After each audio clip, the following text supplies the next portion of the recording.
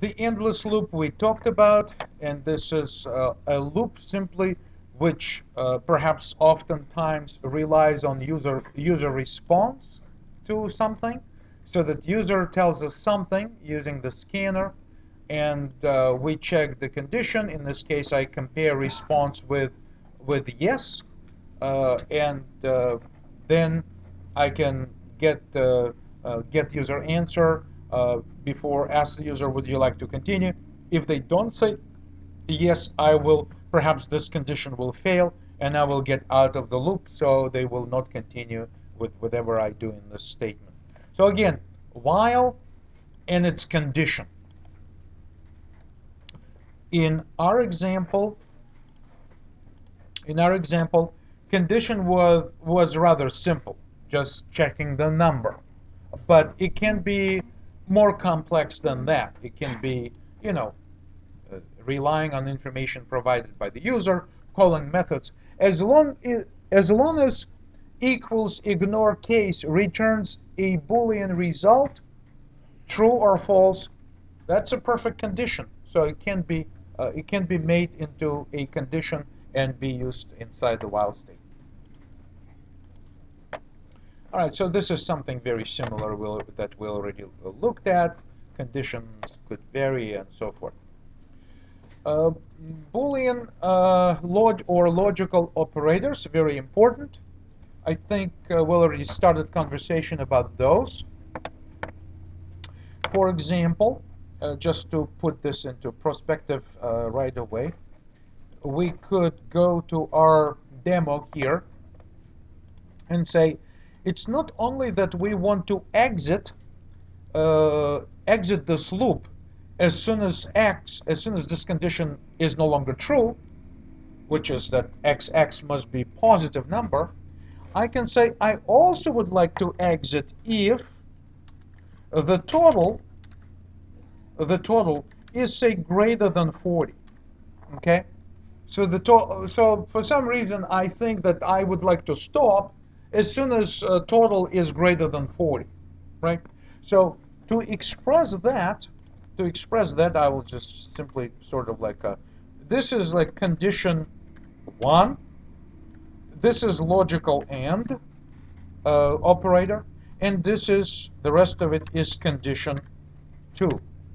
So I have really two conditions, but I would like to analyze them in the same expression.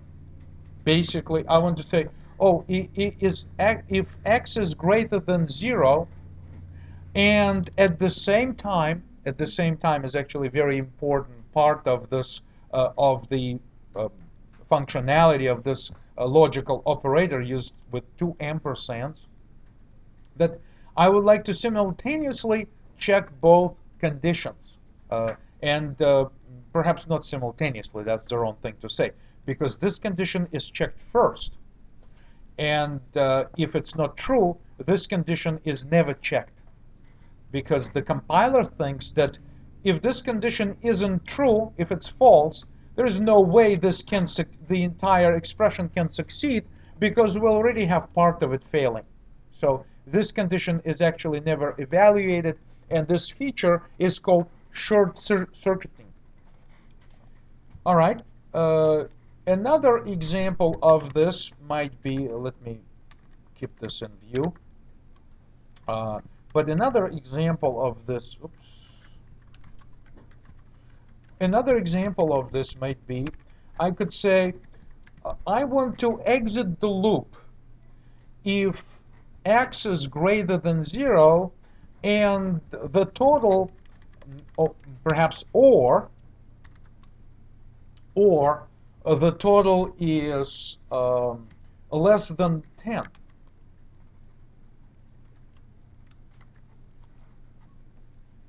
Okay, less than 10. Let me put 10 in here. What does it mean is that, and I will copy this comment right down here. So this new operator with like double vertical bars or 2 pipe symbols, as often programmers would refer to this, links the two conditions, condition 1 and condition 2, which are formulated by our relational operators, greater than, less than, and some variables and some hard-coded numbers. But the important part is this or that says if this is true, or maybe this is true, then uh, then we need to execute this loop. Could anyone tell me, or maybe try to guess, what's going to happen to this while loop with this particular situation? What's your take?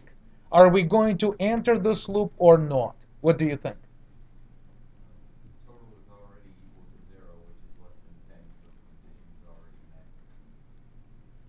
So total's already so the total is less than 10, so the condition is met. So basically, this is true. Also, this is also true. So we're going to execute this. I would say yes, absolutely. Let's run this and see what the way it behaves.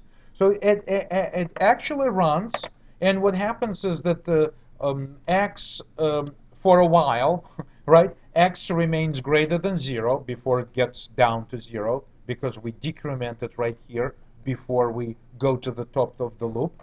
And the total slowly grows, and actually, as we can see from our output, it does outgrow the value of 10. It becomes all the way to 55. But what happens is that the condition, the reason for us not stopping as soon as total outgrows 10, the reason for that is that this condition remains true. And OR says that if this is true, it doesn't even evaluate this part because it says, well, you know what? There's no reason for me to go any further because the programmer has asked to say, do this loop. If condition 1 is true, well, and if it's not true, then sort of consider condition 2. In my case, condition x greater than 0 outlasts the other one, and so that pretty much controls the loop. To demonstrate, I can say, even like straightforward, I can probably type something like that, right? Make the second condition always false. Like this is totally false condition, and I'm saying if x is greater than 0 or false, do you think this code will still work? The answer is yes, and I see some notes here in class. So the answer is absolutely yes, because if this condition is true, and we already know it works for a while, this is not even ever looked at. So it's because, again, this operator, logical OR, short circuits. Here is another condition. For example, I can say if total is less than 0, which in a way never is going to be true, right? Because we start with 0, we begin to accumulate something in a total, right? So if I say as long as x is positive and total is negative, right? That's what it says. Do this loop, and I have this OR condition, and I know this will never be true, and so forth. So this will run. This again kind of creates some trouble for me, does it?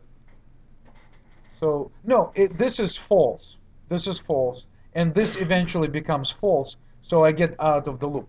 What I was thinking to introduce really is the not, the logical not. The logical not is an exclamation point, and the logical not operator suggests that if this condition is false, then make it true.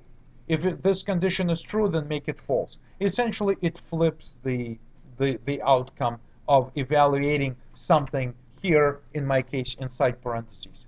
By the way, like we mentioned before, it's never wrong to use extra parentheses to to group conditions to make code more distinct and easier to read. So some people would argue that this is a better choice, but some will prefer to use parentheses. It's totally your choice. It's, whatever makes it easier for you to comprehend and maintain should be your choice. Now, of course, this now puts me in trouble because I know the total is never going to be less than 0. The not logical operator will make it so this is always true. And in my case, I'm expecting that this is an, oh, all right. Any, any takes on this? This is very interesting. I exited with minus 11. This is terrible, but very interesting. So this was an endless loop until total was reached its maximum value allowable by an integer. And when I added another value to it, there was an overflow condition inside the total. We could not any longer store total inside the variable, the integer total. And what happened, that was an overflow, and the result became erroneous. The result became a negative number, and that negative number was minus 11. And at this point, XX. Oh no, I wasn't. No, I wasn't. I think I was inventing too much into this. I was saying too much into this. What happens that x became negative, okay, and so the total at some point has also become negative because of this total adding to the negative number. So no, that was not an overflow. Well, anyway, perhaps this is more confusing than helpful, but you should sense that even with just a few of operators, of logical operators, it really becomes a non-trivial case. If you need to investigate and debug those things, things quickly become somewhat challenging. Let me save this one.